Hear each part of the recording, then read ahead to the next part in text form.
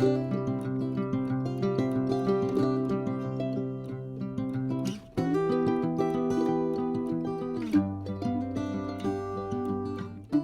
guys, welcome back to Mojo Homestead on a very rainy weekend. Yeah, it's a tea day. It is a tea day, which is exactly what we are going to be talking about today. Yes. We realized that we, a couple weeks ago, did a video about going to this big herb sale and being excited about everything we got. And then we didn't even tell you guys what all we got.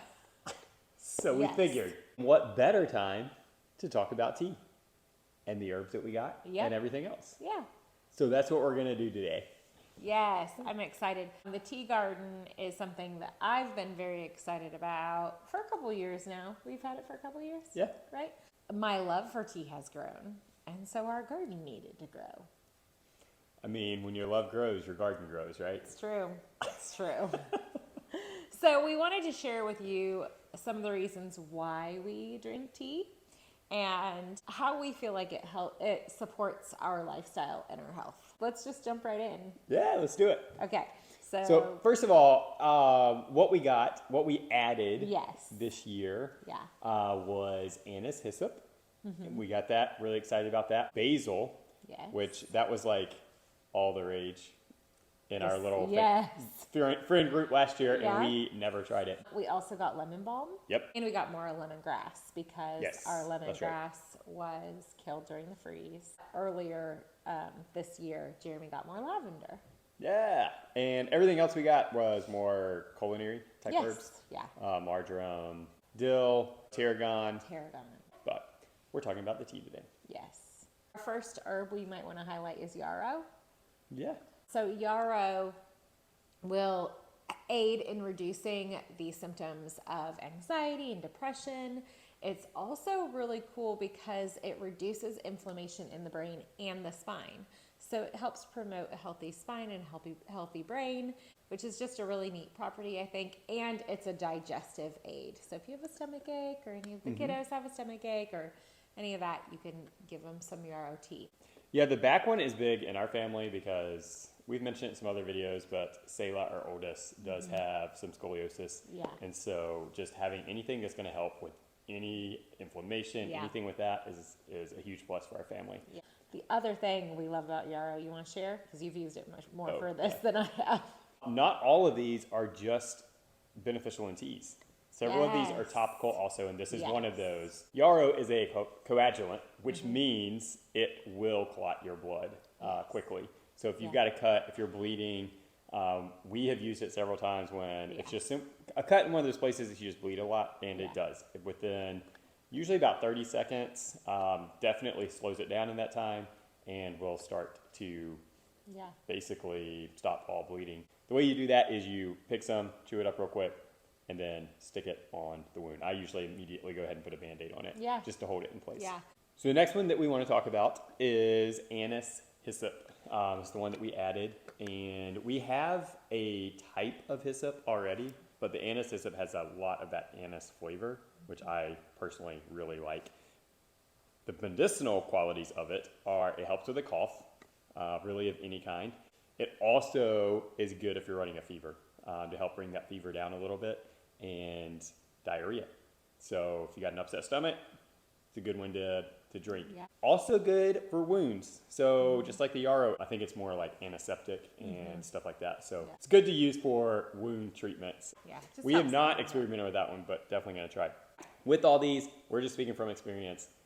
If you're going to use these to treat anything, definitely seek medical advice and do your own research on this. For sure. The next one I'm going to talk about is lemongrass, which is a personal favorite of mine. I love lemongrass tea, and this is one that's a great producer. The big thing with lemongrass is I use it in any kind of cold and flu blend. It also reduces inflammation. And it's a digestive aid. A lot of these do have some crossover, like Jeremy said, and it is a fever reducer. So again, just great for any kind of cold and flu symptoms. I know we're going through these quick. I will put all of this down in the description, and again, do your research. The next one that we want to talk about is bee balm, and it is also referred to as Monarda a lot of times. But it is good for, again, digestion, any kind of bloating that you may have going on, nausea. It's a really good one for that. And it's another good one for sore throat. So any of these you can make blends with, cross them over. That's what we like to do. A lot of times is blend them, not drink them all at the same time. It's antiseptic, so it's another good one for wounds. But it's also good for bee stings and rashes. That's awesome. Yeah. Mint. Mint. I love mint. I just love all these, but mint is another one of my favorites. So all the mints, there's spearmint and lots of different types of mints. Most of them do basically the same type of thing. They're all really good for stomach, you know, if you have any sort of nausea or anything like that. The other thing that mint does is it helps focus, which I don't know if a lot of people know that, but it also fights off tiredness, feeling tired. So it's a great pick-me-up, and it's a good one to help you focus, like before a school day. That is good because you don't have to use caffeine. You're right. You're right. The other good thing that mint does is it fights cough. So again, it could go in it'd be a good tea blend for like a cold or flu. So speaking of all these blends, I mean, we're sitting here drinking tea. Yes. So this one wasn't really, I mean, it was raining outside. I was just grabbing. But I know I got lavender, one of our mints, two of our mints, I don't really remember which ones are in here. Lemon verbena, lemon balm, and the hyssop. So not the antiseptic, but our other hyssop. Yeah, we're really being careful about how much we take from each plant. Yeah. So I had to kind of take a little from a lot. It tastes great. Good. So the next one we're going to talk about is basil. I was very tempted to throw that in here, but I did not. I have not tried basil tea yet. So Amazing. Basil is high in antioxidants. It's also anti-inflammatory. Good for head colds as well. But the benefit of having basil out there is it covers two things that none of our others do. And that is it's a great one for controlling blood sugar. That's awesome. And it's good for your kidney health. So, yeah, two that some of these other herbs are not giving us. Yeah, a great tea to have on hand. Yeah, the flavor of it is amazing. I was really impressed. I really thought everybody was just kind of like blowing it up last year for no reason, but it's really good. The next one we're going to talk about is lemon balm. It's another good mental herb. It supports your brain health, and it reduces the symptoms of stress and depression. It just relaxes your mind. The other thing that lemon balm does is it fights infection in your body. So Ooh, that's a good one. that is a good one to have. Yes. So the other one that we have is lemon verbena. So we really like that lemon flavor in our tea. Both of these really do bring that in there. Yeah. Lemon verbena covers a lot of different things. It is good for anything in your like gastrointestinal thing. So indigestion, diarrhea, also constipation. It helps to fight both of those. We're doing one of those commercials. The Pepto-Bismol. The Pepto-Bismol of your herbal teas. Can we just say that?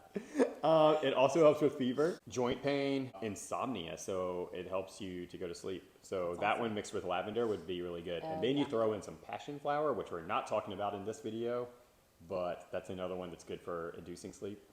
That's your nighttime tea right there. There you go. Another one, good one for skin health, skin care, and stuff like that. So also you can put that one on the cold list as well if you're fighting off a cold. So our last tea we're going to talk about is fennel. I don't love the fennel flavor, but I like to have a little bit of it in a blend. And the health benefits. See, me, I'm like, give me more fennel. No. So fennel is great for your digestion as well. I mean, that's probably common knowledge. It also helps with heartburn. Yep. Which a lot of people, I don't think that they would expect that, but it helps with heartburn or any kind of gassiness you may be dealing with, which also, this kind of goes along with that, but it helps with colic. Yes. Which is huge. So I was really surprised by colic. Yeah, yeah.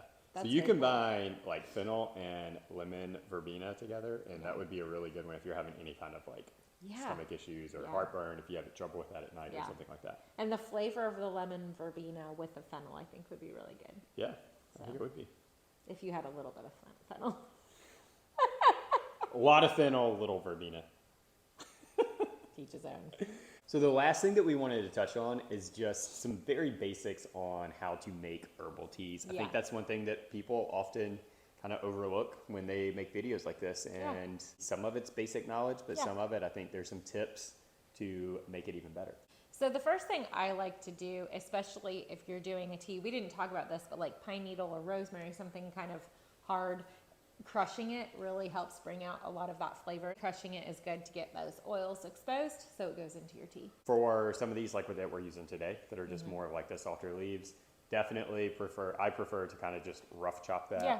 It just helps to, again, kind of bruise it, release some of those oils. And then we prefer to put it in some sort of a filter. We have these metal ones we use today. I also have disposable tea bags that Jeremy got me. You can just do loose leaf and just pour it in there. Yeah.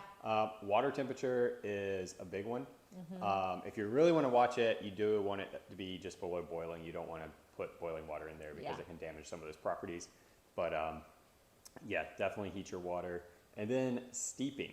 This is where I think a lot of people, it's not a mistake, but just assume you just throw it in there and just kind of like leave it. But there are some tips. I like, for the tender leaves, I like to let it steep for 3 to 5 minutes. For a thicker leaf, I like it to steep for 10, or even something like ginger. I want it to steep for 10. Yes, and that is really just going to control the strength of it so you can play with that. Yeah.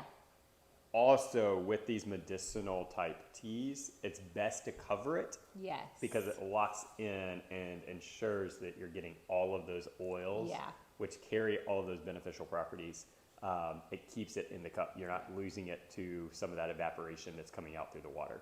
Yeah. And so covering it will definitely, one, help to intensify it a little bit, but also make sure that you're maximizing all of those medicinal benefits. So once you've done all that, you just enjoy. Have it with honey if you want. Honey is great for it. It's great for your throat as well.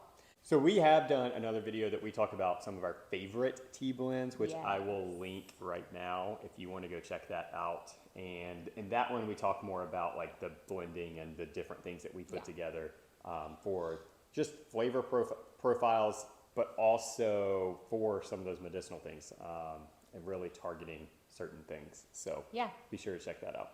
All right, so highs and lows. Highs and lows. It's that time. Yes, it is. Don't pretend like you don't like it.